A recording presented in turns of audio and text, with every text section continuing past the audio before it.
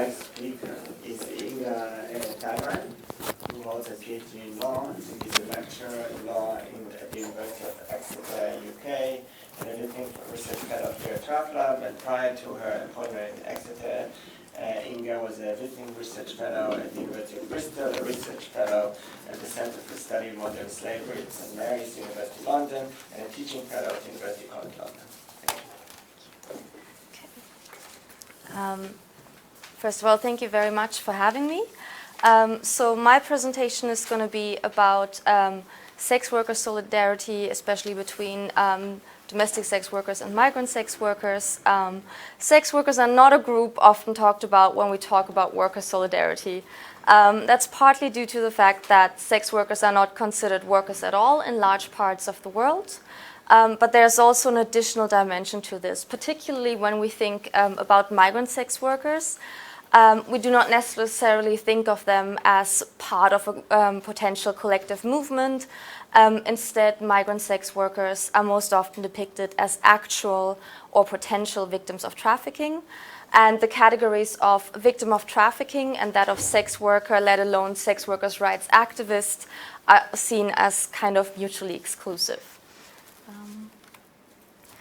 So the paper I'm presenting today looks at this notion of mutual exclusivity, but also in terms of the potential of a coming together of the two groups. So it explores the ways in which the dominant narratives, both around sex work and around human trafficking into the sex industry, have created factions amongst women workers in the sex industry. And the research questions can sort of be grouped into the following. So why are victims of human trafficking and sex workers portrayed as mutually exclusive categories? How can it be that sex work and forced prostitution are continuously conflated when we look at policies and legislation that are implemented to protect victims of trafficking and thereby affect sex workers, yet they're never brought together in a way that allows for sort of multi-layered identities? And how has this categorization prevented solidarity between regular sex workers and exploited migrant sex workers? And can the sex workers' rights movement be inclusive of exploited sex workers who meet the category of victim of trafficking? So one of the reasons why we have this binary is that discussions of sex work have always existed in binaries. Possibly as a result of the categorization of all women into the binary of either saint or Madonna or the prostitute or whore. Sex workers are either seen as the involuntary prostitute if they are migrant sex workers, exploited sex workers, or as the ones owning being on the whore end of the Madonna whore binary. And anti-sex work feminists and their allies want to end all sex work, and these groups view sex work as an expression of female subordination or even a form of violence against women as a task without any level of agency. And their solution is to prohibit sex work in order to end this exploitation. And as a response, particularly in the early days of the sex workers' rights movement, sex workers' rights activists often presented sex work as almost a calling or a form of personal fulfillment rather than being akin to a normal job. Sex workers' perceived need to assert the voluntariness of their work in order to guard themselves against the claims of the anti-sex work movement often resulted in these claims of hyper-agency, of loving the work, and of it being more of a calling than a regular job. Additionally, regular sex workers have been distancing themselves from victims of trafficking by describing sex work and trafficking as separate phenomena. And the reasons for this are threefold. Firstly, partially due to the lobbying efforts of anti-sex work feminists, partially due to a general lack of acknowledgement of female embodied and emotional labor, the sex industry is the only industry in which the existence of human trafficking is considered to be a problem caused by the existence of the industry itself, rather than as a consequence of problematic conditions within the industry.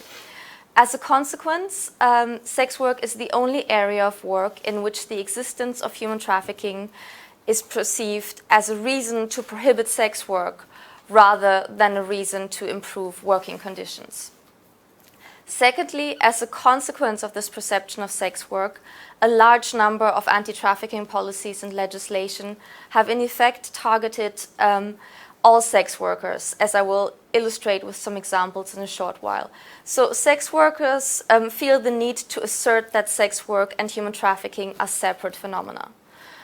And thirdly, and probably most importantly, in a world of largely oversimplifying rhetoric, an issue which is rampant in the context of trafficking, it is easier for sex workers to argue that sex work is not trafficking in order to protest the arrests of colleagues, partners, landlords, and managers, which have been justified on the basis of anti-trafficking rescues. And it's much more difficult to discuss the complex root causes of trafficking, such as the link between punitive border regimes, which restrict migration, particularly that of women, and the lack of labor rights afforded to women workers in an industry which, in the minds of many, is not even accepted as an industry, and sex work not being accepted as a form of work. As a compounding factor, anti-trafficking policy has a long-lasting history of ignoring exploitation in the sex industry, which affects those who do not meet the notion of an idealized victim of trafficking. I'm not going to go into too much detail about the idealized victim of trafficking, but both the historic notion of the victim of trafficking as an innocent, passive, ideally young white girl who has been kidnapped off the streets and forced into prostitution, and the legal requirements for victims of trafficking to meet a version of this ideal, and to present themselves as involuntary migrants, as helpless and passive in order to access any assistance, have further contributed to the binary of voluntary sex workers on the one hand and involuntary victims of trafficking on the other. Voluntary migrant sex workers are often left out of both groups, as they are less able to be involved in organized sex workers' rights activism, but also reject the rescue narratives offered to victims of trafficking. The dual binary and the contested nature of sex work itself has made it difficult for sex workers to define sex work in terms of labor and to raise concerns about working conditions without risking their legitimacy and giving ammunition to groups that want to ban sex work altogether. There's no room for sex workers to voice their concerns about issues such as working conditions, sexual abuse and harassment at work, stigma, and about the severe labor exploitation that may amount to human trafficking, as such attempts may be viewed as fueling abolitionist projects. Equally, victims of trafficking cannot demonstrate support for improved working conditions in the sex industry, as they are subject to a notion of victimhood that only permits them complete rejection of sex work. Victims of trafficking or exploitation who would like to continue to work in the sex industry, but self-directed and with better working conditions, are often rejected as false victims by the authorities. In fact, in some countries, returning to sex work is considered an indicator of not being a victim, whereas in other jurisdictions, re-trafficking is seen as the only possible explanation for women returning to sex work. So a voluntary return is not considered something possible other than in cases where somebody wasn't actually a victim to start with. So it can be said that sex worker solidarity between citizen sex workers, migrant sex workers, and victims of trafficking has been hindered by categorizations of voluntary sex work on the one hand and human trafficking into the sex industry on the other hand. However, we are recently experiencing a shift. Sex workers' activism has increasingly started to identify migrant sex workers as sisters in the struggle rather than as opposing factions. This is partly due to legislation that has been created in an attempt to reduce trafficking, but has had negative effects on all sex workers. That this ranges from anti-trafficking raids in red light districts to prostitution policies and legislation which affect all sex workers but were supposedly drafted with the needs of vulnerable sex workers and potential victims of trafficking in mind. The classic example is that of the introduction of the neo-abolitionist Nordic model in a number of countries, including most recently also in Israel, even though it's not implemented yet. So the Nordic model has been justified on the basis of both protecting women from sex work as a form of gender inequality and sexual violence, but also as a way of reducing human trafficking into the sex industry by decriminalizing the sellers and criminalizing its buyers. I don't have time to go into a lot of detail about this, but the effects on sex workers have been mostly negative. There has been an increase in stigma.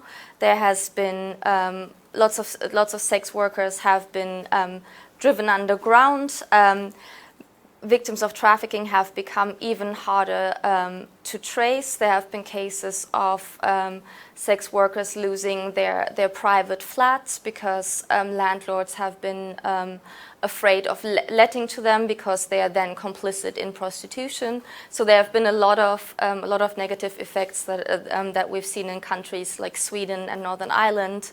Most recently, there's been a case in Northern Ireland where two young migrant sex workers who were working together have both been charged with pimping, and one of them has received a prison sentence. She's 25 and pregnant, and so the effects of this law that is supposedly protecting victims of trafficking and sex workers more generally have been largely negative for sex workers. But also in countries where sex work is legal, policies introduced under the guise of protecting potential victims of trafficking have had negative effects on all sex workers. In Germany, the introduction of the new prostitute protection law, that's its actual name, has led to a number of new provisions, including the introduction of certain building codes, the registration of sex workers, combined with a sex worker ID and mandatory health checks. And the effects of the legislation are still predominantly unknown, but one German state has published a preliminary report and that actually identifies several areas of potential additional abuse for the most vulnerable sex workers. So the introduction of registration and IDs has created a market for fake addresses, as well as a market for intermediaries who sell help with the registration services, even though the registration is free. Equally exploited or trafficked women who do hold valid travel documents and have permission to work, which is the majority of all sex workers and also all potential victims of trafficking in Germany, may be coerced by pimps or traffickers to get registered, and thereby creating an illusion of those workers being safe, and obviously for the government to look like they're doing something. And the introduction of health checks has the potential to destroy the trust built between advisory services, health services, and sex workers. And building codes have largely affected small brothels and independent apartment prostitution, forcing more sex workers either into large brothels controlled by normally non-sex workers, so not collectives, but traditional brothels with a pimp and dependent sex workers, or forcing them into the illegality of continuing to run work independently. And the effects have been devastating for citizen and resident migrant sex workers and irregular migrant sex workers alike. And any positive effects on a reduction of trafficking are diffuse at best, non-existent at worst. And at the same time, the law has contributed to a further othering of sex workers in general. 2 minutes. Yes. One of the few positives of such problematic policies, which negatively affect all sex workers, may be an increased awareness among some sex workers' rights groups that their call for collective action, for unionization, and for labor rights generally need to include the rights of migrant sex workers. Some sex workers' rights groups have rightly argued that their activism cannot rely on arguing that human trafficking is a phenomenon that doesn't affect them, but instead need to challenge the notion that the root causes of trafficking lies in the sex industry itself rather than in the working conditions, the lack of labor rights for sex workers, and the effect of borders on migrant sex workers' vulnerabilities. To quote from the recent book Revolting Prostitutes by 2 UK sex workers, Juno Mack and Molly Smith, when possible, we need to be pointing more clearly to the border as the problem. Otherwise, the effect can be to disavow those working in exploitative or abusive conditions. To say these issues are not our issues, these people are not the concern of our movement, it places them outside the remit of sex workers' rights. It implicitly accepts that carceral raid and rescue approaches so long as the target is right.